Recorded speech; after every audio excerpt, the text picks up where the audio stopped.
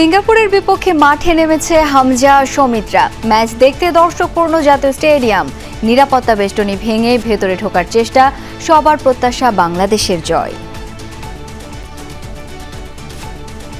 আমরা এই দলটাকে নিয়ে বিশ্বকাপে যেতে চাই ইনশাআল্লাহ। ক্রিকেটের দিন শেষ, ফুটবলে বাংলাদেশ। কোনো কিছু জানি না, আজকে আমরা জিততেই হবে, আর কিছু আমরা চাই না।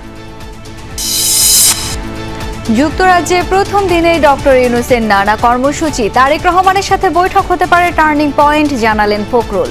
চলমান রাজনৈতিক সংকট নিরসনের আশাবাদ।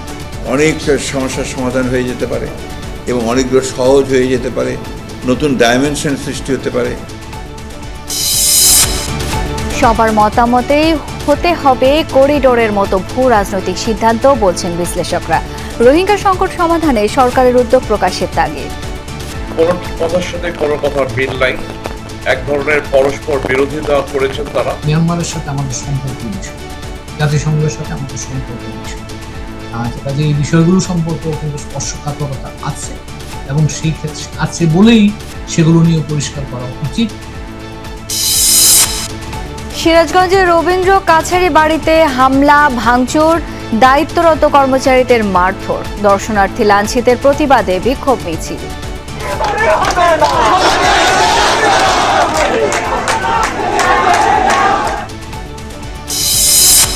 রাজধানীর কালশির বিহারি ক্যাম্প থেকে হাতকড়া পড়া যুবকের রক্তাক্ত মরদেহ উদ্ধার। পূর্ব শত্রুতার জেরে হত্যাকাণ্ড ধারণা পুলিশের।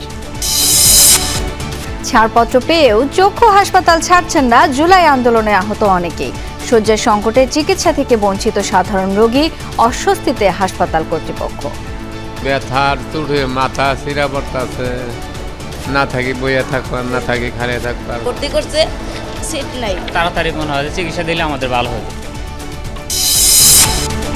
ত্রাণবাহী জাহাজ ম্যাডলিন আটকের ঘটনায় বিশ্বজুড়ে নিন্দা সমালোচনা।